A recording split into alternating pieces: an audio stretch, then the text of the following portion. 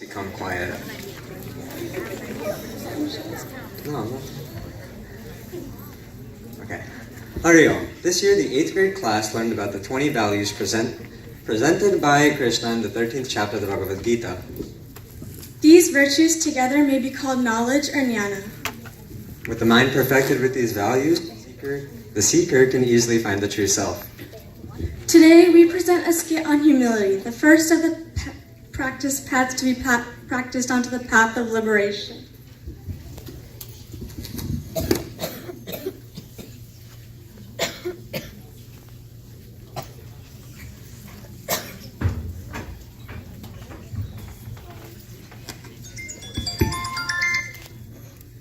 Hello? Do you know what happened today? It was a tough fight at the semifinals with Rachel, but I still beat her by a wide margin.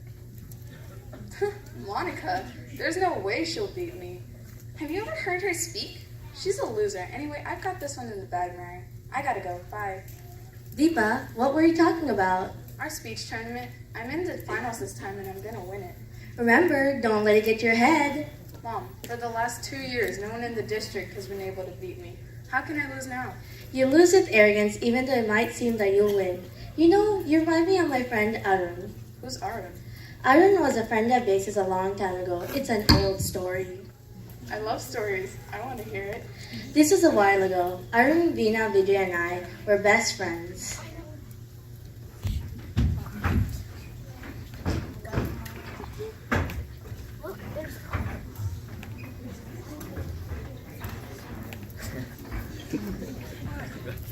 That was a tough test. I'm glad it's over.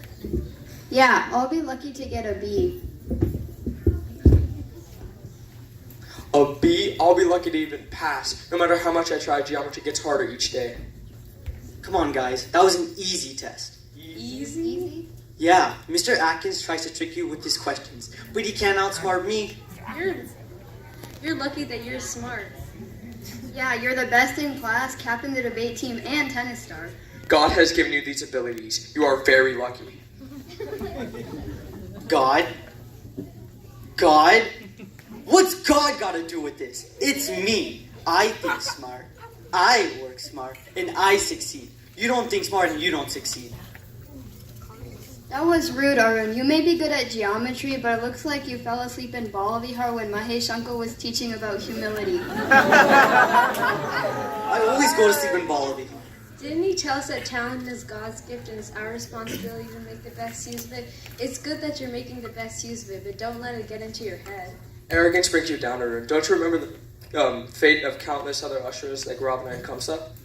It's all fantasy. Who knows if those guys even existed?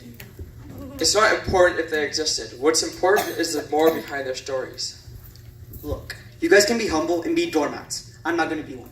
If you call it arrogance, so be it. Humility was just invented by losers to justify their existence. I have to go. I can't waste much time on humility. Oh, disgusting.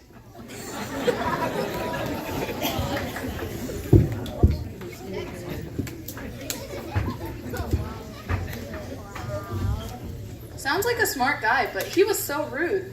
I know, you sounded just like him, Deepa. How could you be friends with him?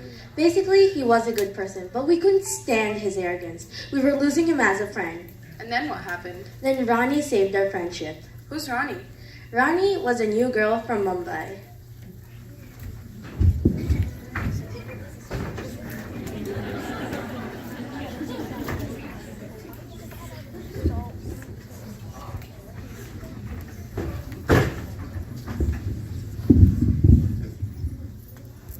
Hurry home, class. Class, we have a new student today. Ronnie, why don't you introduce yourself? Hario, my name is Rani Sharma. My family and I just moved from Mumbai. I really hope to make friends. I'm sure you'll make very good friends here. Now, class, does anyone remember what we talked about in the last Balavihar class?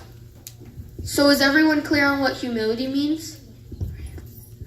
Can someone give me a definition of humility? Humility is the quality of being aware of our place in the total design of the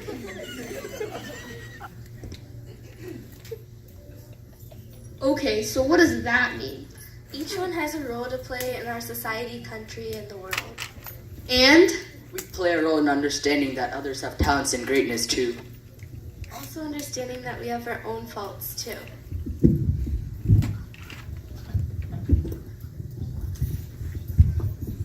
I'm slightly confused about the value of humility. Won't being humble make you weak, or at least look weak? That's a good question. Can anyone answer a question?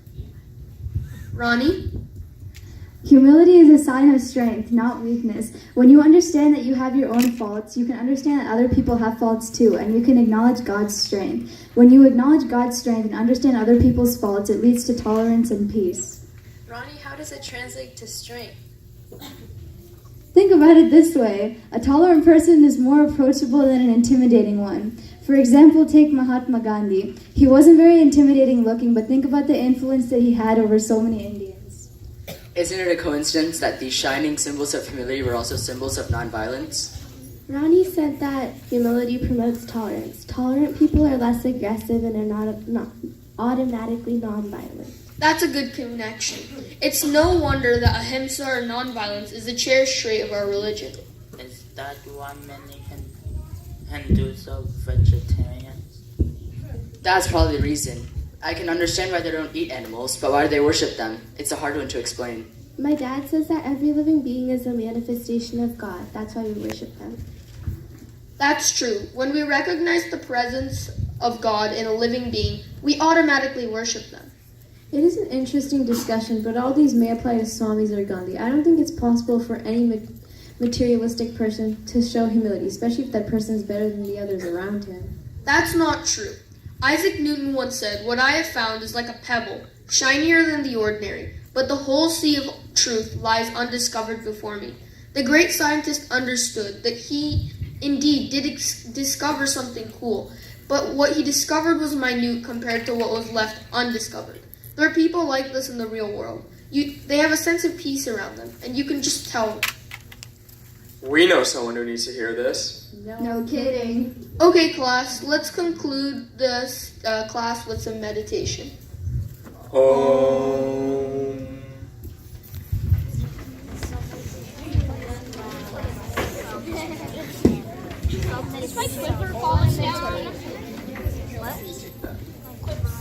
Hurry up, Ronnie. I am Vijay. I am Hema. I am Veena. Hariom, I'm Ronnie. It's very nice to meet you. You seem to know your stuff. Want to walk with us? Sure.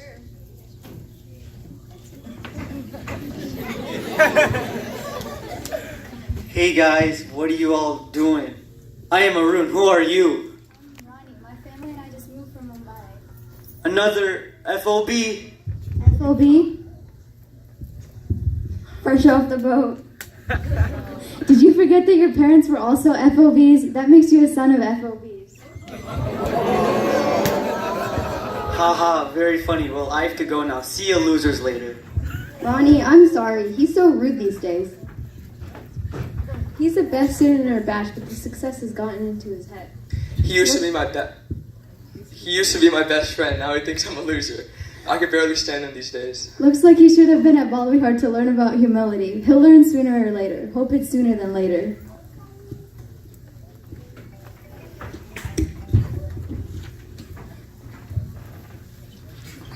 This Ronnie sounds cool. So how did you save your friendship with Arun?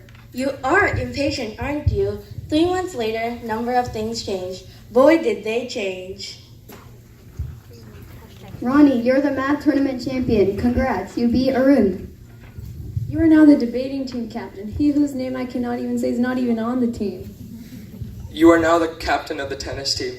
Arun is fuming mad. Besides, thanks for helping me with my math. I got a B+ on my last test. Where do you find the time for all these things? Thanks, guys. It's all God's will. Without his gift, I'd be nothing. Talk about humility, you've got that too.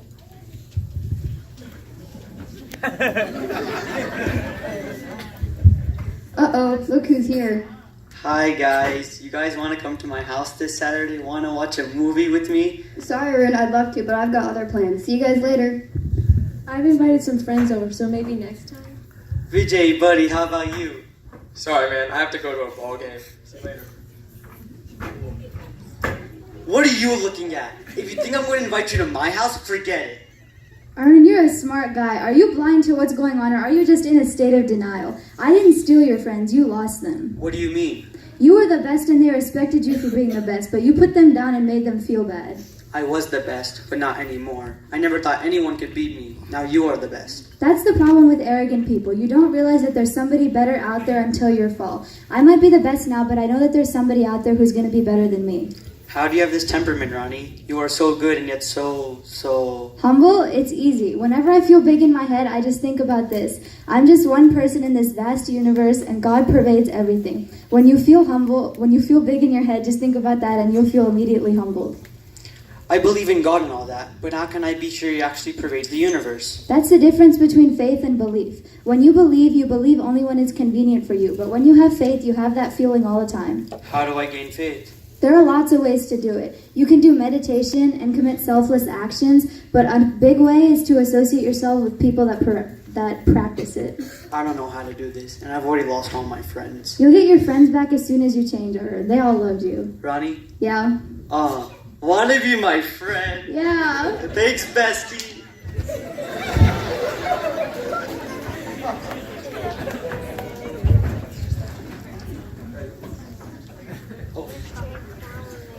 That was a great story, Mom. Thanks for teaching me this lesson. Now I understand the meaning of humility.